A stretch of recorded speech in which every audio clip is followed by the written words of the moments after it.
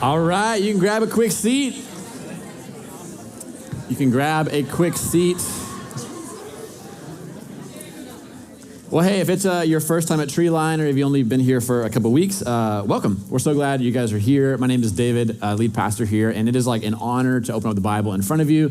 And especially if you're new or just kind of checking out church or trying to figure out what you think about Jesus, it really is an honor just to get to open up the Bible. And hopefully today you'll walk away with a little clear picture of who Jesus is than you had when you came in. So anyway, if you got a Bible, pull it out. This is basically what we do at Treeline is we open up the Bible together and we just let the Bible speak for itself. So we're in Matthew 8:18.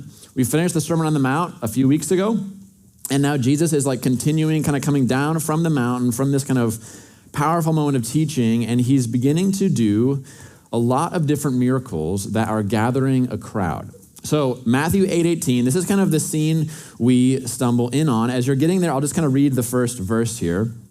It says this: "Now when Jesus saw a crowd around him, he gave orders to go to the other side." Okay, so it's kind of an interesting moment, right? He's been doing all these teachings, everything, like word is spreading, and there's this like crowd of people who are kind of, there's filled with hype, gathered around him, and he sees this crowd gathering momentum, and he basically just says, yeah, let's get out of here. Like, I don't really like the vibe of this. And it's not because Jesus is an introvert. That's not what's going on. He basically says this. He says, hey, if you are with me, we are going to go to the other side. And he's by the Sea of Galilee, so he's like, let's get in a boat, let's go over there, even though there's this massive crowd. And, you know, if you know anything about like movement dynamics, like, when you finally get a crowd, you finally get some momentum, that is not the time to change locations, right? It's like, no, you should stay here. But Jesus is not interested in that. And he says, if you're with me, we're going to go to the other side. And it's interesting, it says that he gave orders to go to the other side. Or maybe in your translation, if you look at it in your Bible, it might just actually say he commanded them to go to the other side. You see, Jesus has no interest in a large crowd that is kind of caught up in hype about what he is doing. So he just kind of draws a line in the sand and he says, hey, everyone who wants to follow me, come with me. We're going to go over there. And so look what happens right after this, verse 19. And a scribe came up to him, this is kind of like a religious leader, and said to him, teacher, I will follow you wherever you go. And Jesus said to him, foxes have holes, and birds of the air have nests, but the Son of Man has nowhere to lay his head. Now, this is a really interesting thing to happen right after Jesus just told them to follow him to the other side of the lake. Because instead of just kind of getting the boat ready or kind of like saying goodbye to like his friends, like, hey, I'm going to go with Jesus, he walks up to Jesus and he kind of begins to have this hypothetical conversation. He says, Jesus, I will follow you wherever you go. But Jesus is like, not interested in that. Just do it. Like, get in the boat and follow me.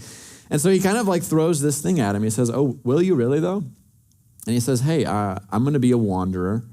I don't have a home here. I don't really have comfort here. I'm essentially the homeless. Do you still want to follow me? So he kind of, his invitation there, he's like, all right, you can, whatever, but this is what it's going to look like. Now look at verse 21.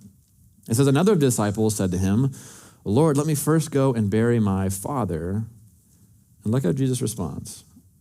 Jesus said to him, follow me and leave the dead to bury their own dead. It's kind of intense. He says, Lord, let me go and bury my father. And most commentators, they help us a bit because it seems like this guy's dad just died. And he's like, hey, the funeral is later tonight. I got to go to this thing and then I'll come. But like it kind of what commentators say is what's happening here is it's basically like a turn of phrase. Basically, he's saying like, hey, my dad is just getting old. I kind of have some obligations to him and to the family right now. And I need to kind of take care of that first. I'm in this kind of certain season, but once that season is over, then I'm all yours, Jesus. Then I'm going to become one of these disciples who actually kind of follows you where you're going. And I just want us to note the seriousness with which Jesus responds to this man. It's hard to ignore it. He says, I want to follow you. I just have this other thing I have to do first. And Jesus draws a really strong line in the sand, right? He says, leave the dead to bury their own dead. He's like, we're not doing the death thing. We're doing the life thing. And if you want to do that, that's fine. But like, you should leave the dead to bury their own dead. You follow me. It seems very harsh, but actually we see this kind of thing with Jesus all the time. Jesus is really intent on clarifying for people whether you are in or out of relationship with him. He's very intent on clarifying what it looks like to actually be his disciple, to be his follower. And so I think what Jesus is doing is he's saying, I want to make it really clear that you can't just say, hey, my heart is in the right place with you, Jesus. I just have a bunch of other stuff I have to do right now. Jesus is saying, that's not how this works. Leave the dead to bury their dead. You follow me. C.S. Lewis, he wrote this book, The Great Divorce, and there's this moment in the book where there is somebody who's kind of like destined for hell, and they're basically standing sort of at the gates of heaven, and there's an angel kind of in front of him basically saying, hey, you need to leave all the stuff that is like keeping you on that path. You need to leave it behind, and you need to come into the kingdom of God. And he's basically having this conversation. He's saying, oh, I really want to. And actually, that's my plan. I'm going to do that. There's all this stuff I have to do first. And there's all these things that I have to kind of get, all these ducks in order. And then after that, then I will come. And this angel stands before him and he says, no, this day is all that exists. Today is all days. This moment is all moments. Come now.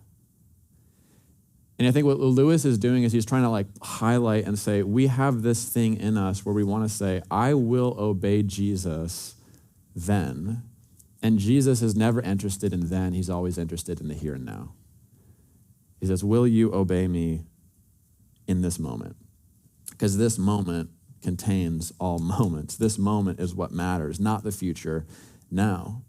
And so will you follow Jesus? There's something in our lives, I think, that we often bring to Jesus like this. Like, and I don't know if you feel this way, but I feel this way often, right? It's like you just have this new business that you're trying to get off the ground. You're saying like, Jesus, I want to obey you in this area of my life, but I have this thing and I have to be really faithful here first. And once that kind of happens, then I'll be really faithful to you. Or Jesus, I just have this new relationship that's taking a lot of my time, or I have these kids and they're just in this certain stage of life. So I really can't follow you in these ways, but I will when I'm in a different season. Now we're going to come back to this, but Jesus draws these lines in the sand, right? He says, I'm not really interested in a hypothetical conversation. And I'm actually really not interested in what you might do someday. With these people, he's interested in obedience. And I think in our lives too, he is interested in the same thing. So that's the first scene. He's in a crowd. He has these conversations with these people, but then the story keeps going. This is Jesus in a boat, right? Look at verse 23. And when he got into the boat, he's like, hey, we're going over there. And it says, when he got into the boat, his disciples followed him.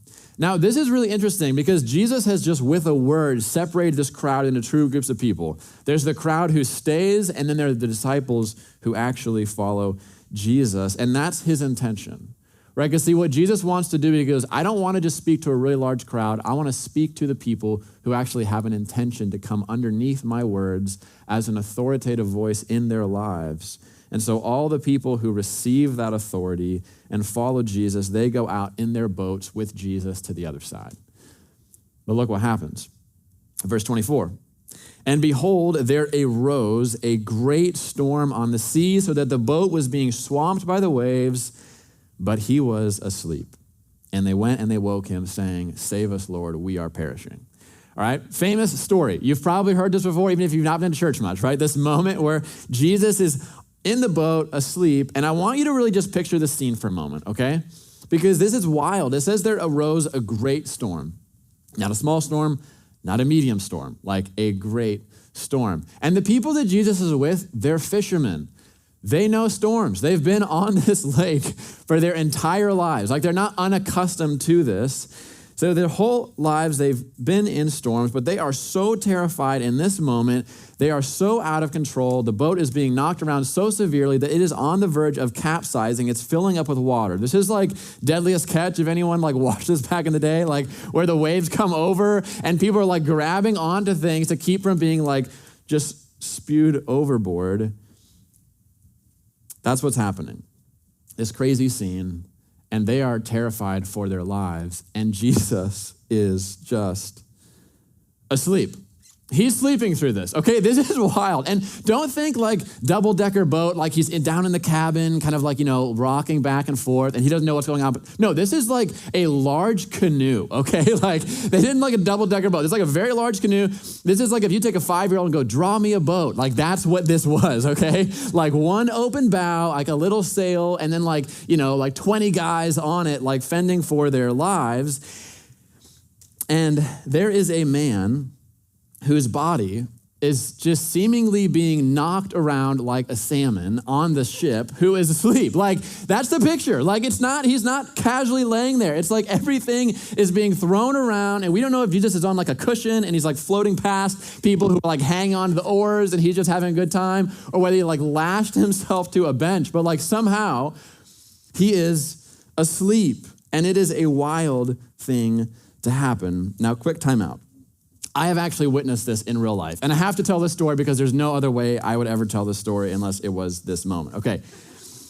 I've seen this. I've seen somebody sleeping on a boat like this. Me and my friends, when we were in high school, our thing, we had this kind of random thing. We decided we would always try to stay up for 3 days straight. This is a long story. Anyway, this is before all my friends did mushrooms and other psychedelics. But if you want to stay up for 3 days straight, you will hallucinate in the kind of way you would if you did hallucinogen drugs, okay? We were Christian school kids. We didn't know anyone to buy drugs from. This is way back in the day. So we just were like, hey, let's just stay up and see what happens. We began to do this. This became like kind of our thing. It's very fun. We didn't know what to do. We'll just stay up for 3 days straight. Our senior trip, okay, down in Tennessee, our whole school went down on this outdoor adventure camp.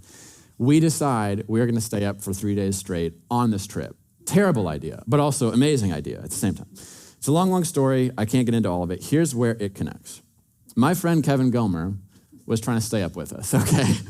2 things you need to know about Kevin. And the first thing is this: he never, and I mean never, closes his mouth, okay? Never. He's just one of those guys that just doesn't close. It's always open, always. Like, it's just a thing. You just have to know it. I want you to just picture Kevin, a guy who looks a little bit dumb looking, mouth always open, okay? Second thing, Kevin could never stay up for 3 days straight. He never could. Like, he just couldn't. After like 24 hours, it was almost impossible for him to stay awake. So at this point in the trip, we had like, through much hard work, determination, and really just constant pestering, we had kept Kevin up for 72 hours straight. It was like a real monumental effort by everyone else except Kevin to keep him awake. That day, we are on class 4 whitewater rapids, okay? Very serious, and it was a low water year, so they were like on the edge of, should we allow people to do this? Isn't it really safe? We went through like this 2-hour training lesson on it. We're like, we're gonna let you guys do this, but just fair warning, like this might go poorly. So anyway, this is where they did the 1994 Olympics, by the way. So it's like a legit like whitewater rapids, okay? We go through this one section, everything's going pretty fine, and eventually we get up to like the main section of rapids, and as soon as we get there, the guides start freaking out because they're like, we haven't been on this in a few days, and it's way worse than they thought it was going to be. And so all of a sudden, they're trying to pull the boats over to the side, and it is not going well. One boat tips, okay? So there are like people in the water, guys are in the water, people are literally screaming for their lives. Multiple boats tip upside down, people are getting bucked out of their boats. There are boats where the guide got bumped out of the boat like 10 feet into the air and landed in the water and just going downstream. So there are like boats filled with high schoolers, no steering, no guide, just like, like screaming, going down the rapids. There are guides who are standing on the side of the river, like literally throwing safety lines into the water, trying to pull people to safety. It is an absolute wild scene. People are crying. People are screaming because they are drowning. And I kid you not, Kevin's boat comes around the corner. Everyone in his boat is literally screaming for everything they have, like just like absolute terrified screams. Kevin is sitting in his seat, holding his oar in his lap, mouth open, completely asleep. I don't know how this is possible. His body is like ragdolling everywhere, like literally, but somehow, like I think because he just had he wasn't using his muscles, like he just stayed planted. I don't know how this is possible. People are literally trying to get into their boat to save themselves, screaming, and he's literally sitting there completely and totally asleep. And I didn't hallucinate this. Everyone in the whole class saw this happen, okay? Like afterwards, we're like, did that really happen? Everyone's like, yes, we all saw this. Okay. That is sort of what's happening here, okay? Look, there's no other time I'd ever tell that story. That is what's happening here. Everything in the world is falling apart. It's absolute chaos. The people are literally screaming at Jesus, save us, we are perishing. And Jesus is asleep. He's so at peace that he is sleeping. There's two things that are happening here. The first is that these people are going through one of the scariest and most out of control moments of their life. Second thing that's happening, their leader, their friend, their savior, is experiencing complete peace in the midst of their chaos. And Matthew doesn't give us this detail, but in Mark's gospel, when they wake Jesus up, the thing that they're yelling at him is they say, do you not care that we are perishing? So it's not just save us. Like, this question comes at Jesus, like, do you not care about what's happening here? We don't have a ton of time to get into this, but I think that this is a great picture of what our lives feel like often, right? It's like everything feels out of control. It feels like we are drowning. And then you look over to God and it's like, where are you? And he's just sleeping. You see, what Matthew does is he intentionally strips down this story to the bare essentials, and he wants to focus the story in on what Jesus is about to do. And you see, this world of these disciples is a really scary place. And this storm is a really scary place because it's out of control for them. But what Matthew is trying to help us understand is the reason that Jesus has peace is because it's not out of control for him. So it's like the world's out of control for the disciples, so they are freaking out, but it's not out of control for Jesus. Jake Each, he's one of the pastors in our network, and this is how he says this, and it stuck with me. He says, listen, in moments like this, it isn't that Jesus doesn't care. He's just not afraid of the same things that you are. And so you might be afraid of everything that's going on in your life, but Jesus is not afraid, even though he's in the same boat as you, going through the exact same storm, because if you are a Christian, his life is joined to you, but he's not afraid of the same things you are, because unlike you, he is actually in control of them. And so Jesus wakes up, and this is the first thing he says. He says, why are you so afraid? It's his first words. They're like, Jesus, we're perishing. And it says, why are you afraid, O you of little faith? You could do a whole sermon on this, but we don't have time. We need to keep moving. But listen, next time you feel like this, where it feels like everything in your world is falling apart, I want you to just let Jesus ask you that question. Like, why are you so afraid? What bit of faith are you lacking in this moment?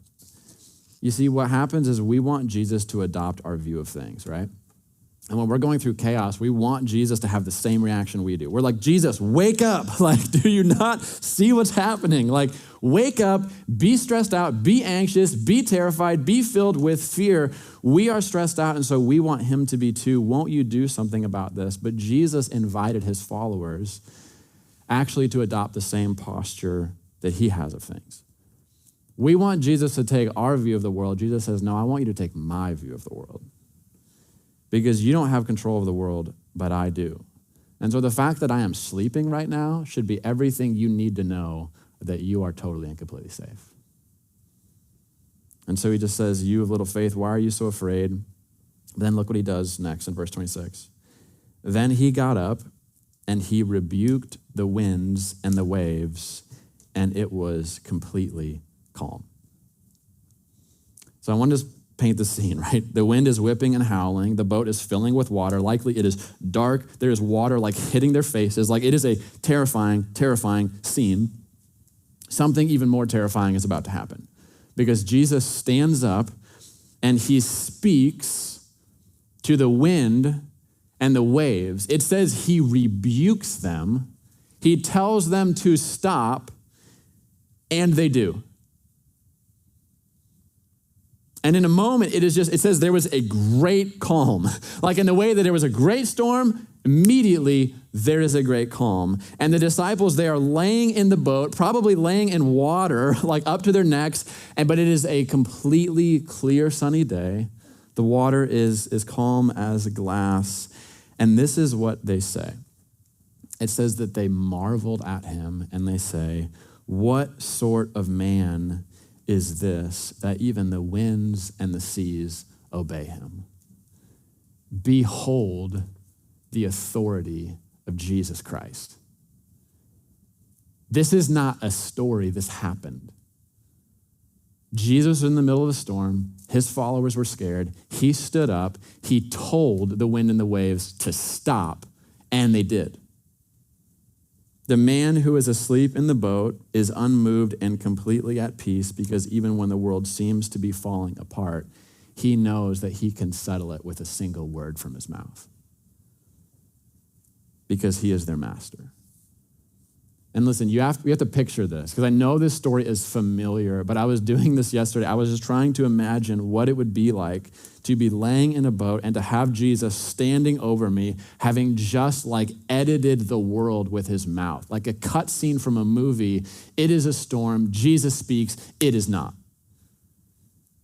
And as I actually put myself there and began to feel like, what would it be like to actually experience that? I was terrified. I was terrified because I think we intellectually understand Jesus is powerful, Jesus is strong, Jesus has authority, but I put myself in that scene and I was like, I've not really considered that before like this. Behold the authority of Christ. And this is what happens next, right? They can't look at Jesus the same after this. There's a weight that falls on these men after this moment. This isn't just someone who teaches with authority, because this is what the Sermon on the Mount ends, right? They look at Jesus, they go, this is not like our scribes. You teach with authority. But now the disciples are like, you don't just teach with authority, you have authority. You don't just pray to your Father and ask things to happen. You speak, and the world corresponds to the sound of your voice. You have an authority like no other human being possesses. And I think that the disciples are standing there. I actually don't think they're comforted in this moment. I actually think they're terrified. And they're asking the question, what sort of man is this? But look what keeps happening. Verse 28. When he came to the other side, to the country of the Gadarenes, 2 demon-possessed men met him coming out of the tomb, so fierce that no one could pass this way, right? So he goes on the boat, there's a storm, calms the storm, keeps going. The very next thing, 2 demon-possessed men come out of the tombs, so strong and out of control and controlled by these dark forces that it says no one could even pass by that way. It's like you don't go here because those guys are here and they will destroy you. And so this isn't a coincidence, right? This isn't just something that happens. This is why Jesus has come. He has left the crowds to come all the way across the lake through the storm to get to these 2 men who have a power and something that is controlling them that they cannot defeat. You see, they're possessed by demons. And listen, you can think whatever you want about the spiritual world, but there are forces of darkness that are so powerful that you can no longer have any control of your life at all. And they had been so taken over by the evil in their life that it actually isolated them from the whole rest of their society. They were alive, but it was like they were living among the dead. They were living in the tombs, and nothing worked to save these men. Surely, when this was starting to take over their life, their families and their communities and their societies did everything they possibly could to try to help these men come out of this darkness, but they couldn't. Nothing worked. They were so overcome with evil, they couldn't be in society, so powerful, no one could even pass by that way. They just lived their lives with an overwhelming darkness that had control of them. And I know when you think about that, you might get some kind of crazy Hollywood images in your mind. But you just have to understand what he's talking about is not actually this like crazy thing. Everyone knows what it's like to have a force in you that you don't want to be controlling you, but is. Everybody knows what it's like to have something in your life that you're like, I don't want to keep doing this thing, but it seems to have a power and a control over me that I can't stop. I don't want to live this way. I don't want to be like this. Everybody knows what that's like. This was just the entirety of their experience. It had actually taken over everything in their life. And when Jesus steps onto the shore, these 2 men, they come out to meet him. And verse 29 says this, and behold, they cried out, what have you to do with us, O Son of God? Have you come here to torment us before the time? And now a herd of many pigs was feeding at some distance to them, and the demons begged him, saying, if you cast us out, send us away into the herd of pigs. he said to them, go. So they came out, and they went into the pigs, and behold, the whole herd rushed down into the steep bank, into the sea, and drowned in the waters. And the herdsmen fled, and going into the city, they told everything, especially what had happened to the demon-possessed men. And behold, all of the city came out to meet Jesus, and when they saw him, they begged him to leave their region. There are so many things that are stripped out of the story. If you read the other kind of accounts, like there's so many different details. Like one of the men actually comes to Jesus and says, thank you for saving me. Can I become part of your entourage, right? Like there's so many different things that the other gospel writers like pull out because they want you to see. Matthew doesn't want us to see anything else except one thing. He strips the whole story down and he just says, I want you to stop and stare at this man who has the authority to cast out the powers of darkness with a single word. Matthew is just saying, behold the unquestioned authority of Christ. With one single word, Jesus can take the powers of darkness that have absolute control over people, and he can just send it away. At his word, these demons flee from these men. And listen, this is not the first time we've seen this kind of authority in the Bible. Actually, we see this the very first page. Have you ever opened up Genesis 1? It starts like this. In the beginning, God created the heavens and the earth was formless and void, and darkness was over the face of the deep, and God said, let there be light. What happens next? And then there was light. You see, one of the things we see at the beginning of the Bible is that God is not just the creator who creates everything, but God holds absolute supreme authority over all of his creation. And the very first thing we learn in the Bible about God is not just he's creator, but actually when he speaks, all of space and time correspond to his voice. If God says, let there be light, there is light. And we can read these verses sort of in an emotionally removed way, and we can just say, yes, God is in control. Yes, God creates. Yes, when God says something, things happen in the world. But the authority of God over our material created world is actually a terrifying thing to behold. And when the disciples are in the boat, as soon as they see that, they ask, like, what kind of man is this? Like, what is this? And when the people watch Jesus tell the powers of darkness to flee, and they do, they actually ask him to leave. They're like, we don't know about this. This is beyond us. This is actually a power and a weight that is terrifying. And there's so many different things that this passage could be about, right? You look at the peace of Jesus in the storm. You look at his heart for these men, like that he would leave the crowds to go after these two men that no one knew and no one could do anything with. And Jesus is like, I care about you. You could look at his intention and his focus to clarify what it means to be his follower. You could look at his challenge to these men. Matthew wants you to focus on the unquestioned authority of Christ in the world. He's saying, do you know that Jesus has this kind of power? The wind and the waves, they obey Jesus. The forces of darkness, even the darkest forces in this world, they bend their knee and they obey Jesus as well. The question is, do you?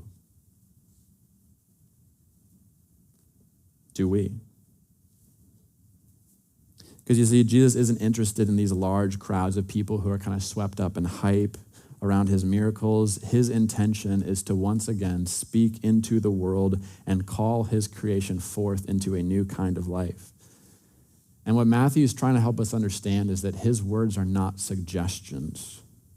They're not something that we should sort of like consider or just weigh as though we were the ruler and the judge of him. Rather, they are meant to be responded to as the creation responds to its creator.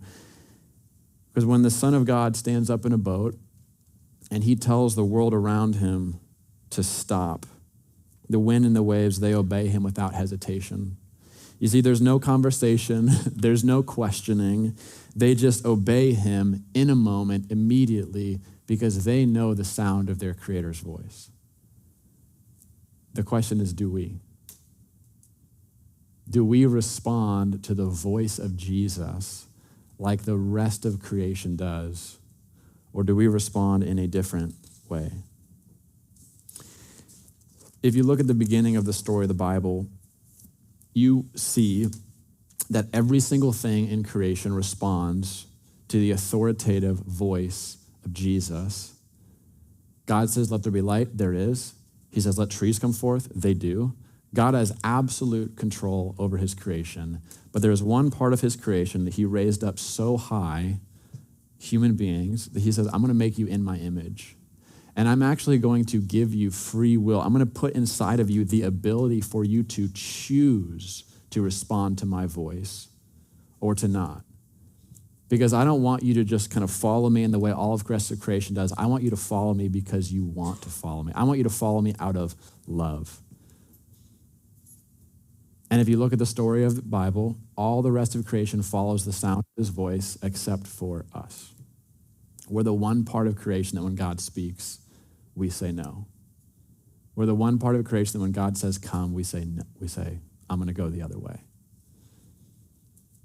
But now you have Jesus Christ stepping back into our story, and once again, God, the creator, is speaking into his creation, and he's once again not inviting, commanding, come, follow me.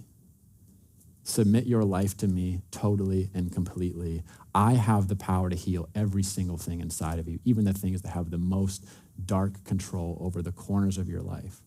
I can heal all of it with a word. But you have to come to me on my terms, not yours. We're doing baptisms today. And I actually think it's an incredibly beautiful moment to do baptisms, because baptisms represent almost everything that's happening in this passage, right? Because you've got people getting wet, that's gonna happen here, right? People who are submerged in a boat, that's happening. But what's happening in baptism is a picture of people responding to the unquestioned authority of Christ in their lives. That's what it is. It's people who are looking at Jesus and they're hearing Jesus say, come, and they're no longer treating it just as an invitation that they can take or leave. They're treating it as the voice of the Creator saying, you come and follow me. And they are saying, I'm going to obey that. I'm going to come.